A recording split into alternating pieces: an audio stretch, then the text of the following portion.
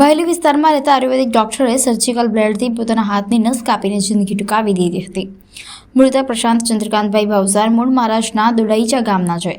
તેઓ ઘણા સમયથી વડોદરામાં સ્થાયી થયા છે અને ભાયલી કેનાલ રોડ ઉપર કિશન ક્લાસિક બિલ્ડિંગમાં આયુર્વેદિક ડોક્ટર પત્ની યોગિતા અને પુત્રી સાથે રહેતા હતા।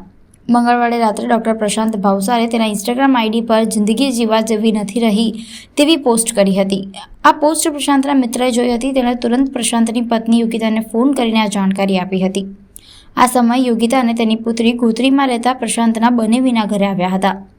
યોગિતા અને અન્ય લોકો દોડીને ઘરે પહોંચ્યા હતા। ઘરમાં જોયું તો પ્રશાંત બેડ ઉપર બેભાન અવસ્થામાં હતો। ખાલી ઇન્જેક્શન બાજુમાં પડ્યા હતા। ઇન્જેક્શનની નીડલ ડાબા હાથમાં ભરાવેલી હતી અને સર્જિકલ બ્લેડથી નસ કાપી નાખી હતી। પ્રશાંતને હોસ્પિટલમાં લઈ જવામાં આવ્યો હતો, જ્યાં ડોક્ટરે તેને મૃત જાહેર કર્યો હતો।